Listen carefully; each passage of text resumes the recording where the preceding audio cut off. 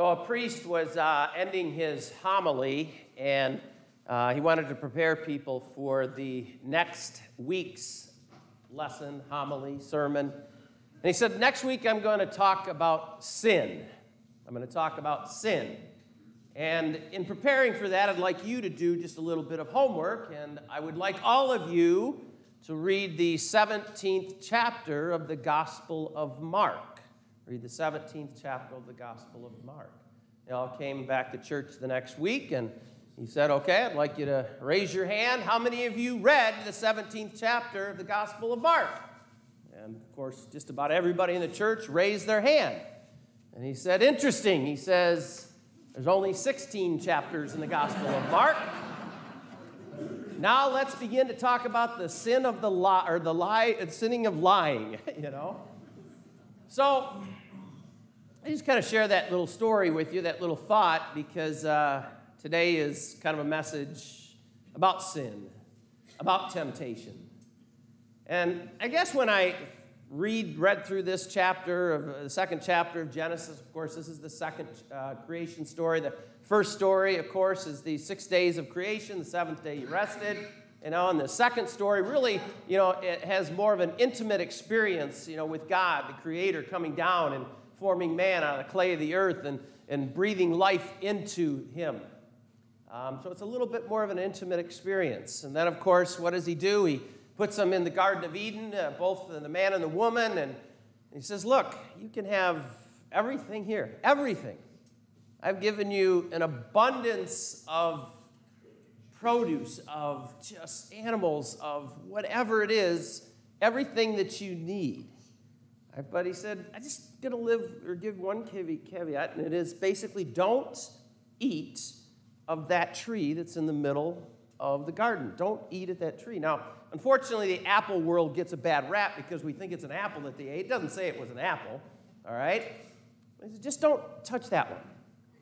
The interesting thing, I guess, is then God takes off. I wonder where he went. I don't know. Maybe he had to rest a little bit more. But all of a sudden, no God. And then what happens is that the serpent, the snake, that which represents the devil, comes and challenges and basically lures, that man and woman to do something that God said don't do.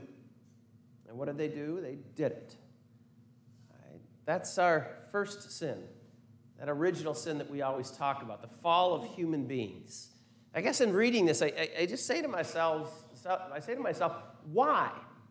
Why did they sin? Why do we sin? We know the difference between right and wrong. All of us do in our lives. There's very few things that we can actually look at, and say, I just don't know if that's right or wrong. I think at certain stages of our life, we develop a knowledge that we can determine the difference between right and wrong, but yet we still do it. All of us do. It's that lure of what we think might be better, but it really isn't. But it's like the question, why do we do this? Because it would be so much better not to do it. Because if you look at that story in that chapter 2, there's an effect when they choose to do wrong. Their lives change. Their lives change completely. And not only does it affect the relationship they have with each other, but it affects the relationship they have with God. And that is really the ultimate, definition of sin. It's when we sever or we hurt our relationship with others and God. The choosing to do wrong changes how we see, how we live, what we do. So I guess, that's part of our kind of challenge, I think, even during this Lenten season, is to look at these things that we do, look at these moments in our lives where we choose to go off of the path and we go to that single tree. We go to that single thing that God says don't do because it's going to hurt you. It's going to hurt you. It's going to hurt me. But yet, again, we're still drawn. Why are we drawn to that? I think because sometimes we think we want to be the ones in control.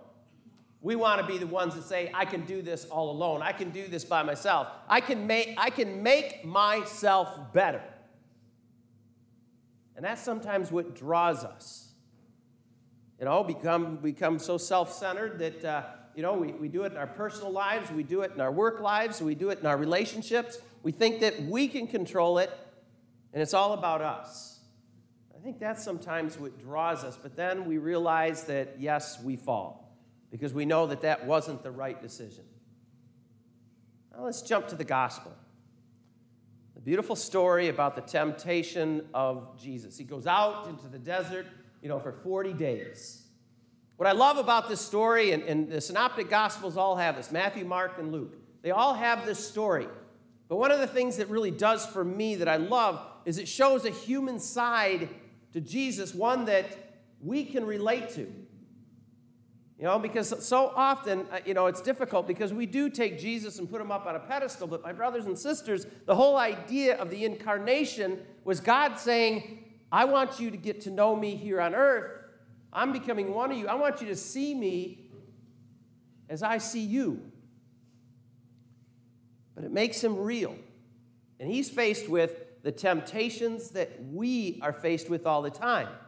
But I think one of the unique things about that experience that Jesus has with those temptations is two things. Number one, what does he respond with each time?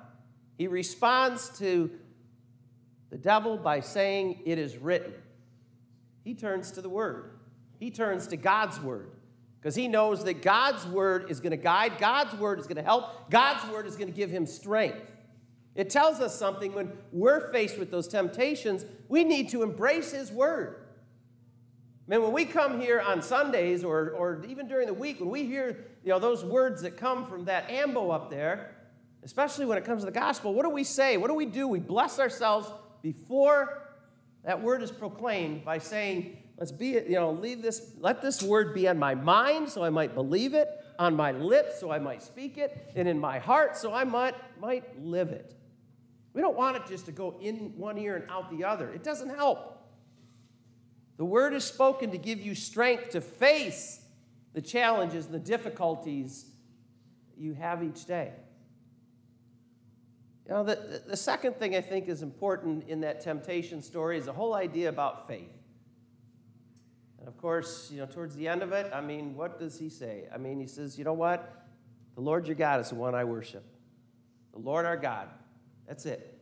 That's what we need to do. Our faith needs to be in him. Our faith needs to be in him that he can give us that strength to face the challenges. Now, notice something also in that story. It says he went into the desert for 40 days and 40 nights. And at the end of it, he was hungry. My brothers and sisters, it's in our weakness that evil one, be it whatever you want to call it, the devil, Satan, an evil way, that's when it comes into our lives. When we are at our weakest moments, when we are hungry, when we are going through troubles in our relationships, when something might be happening at work where something might have been taken away from us and we say, well, if I just do this, again, I'm going to find that happiness. Look about that story in creation. The devil lured us by saying, look, this is pleasing. This looks good, doesn't it? This is going to make you better. But it really doesn't. It really doesn't.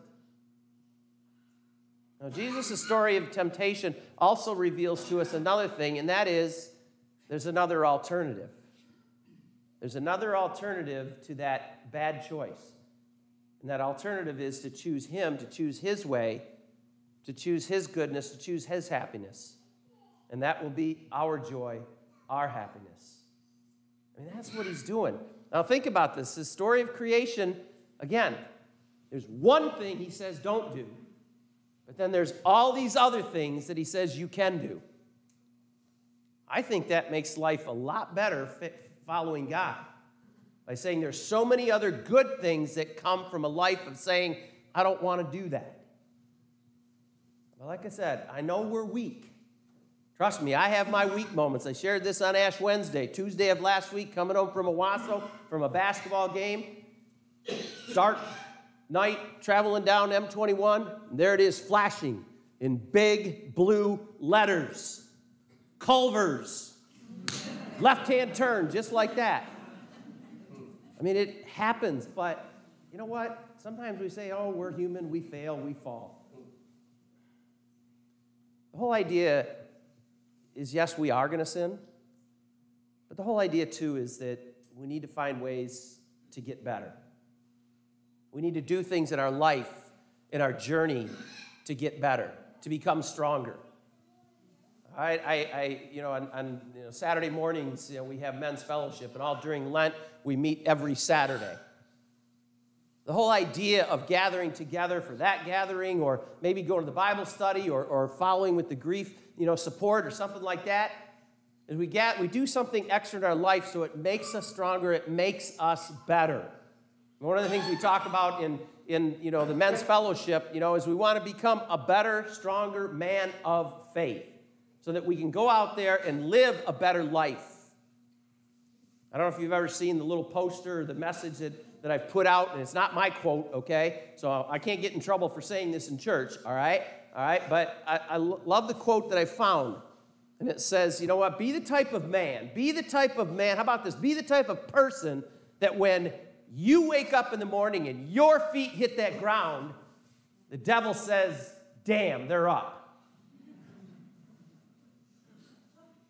We fight it with the things that God asks us or gives us, puts in our life to choose to follow the good things. Sin destroys. Paul says it in Romans. Sin destroys, but through him you have life. Sin destroys, through him you have life. What choice do you want to make during this Lenten season, during your journey to Easter?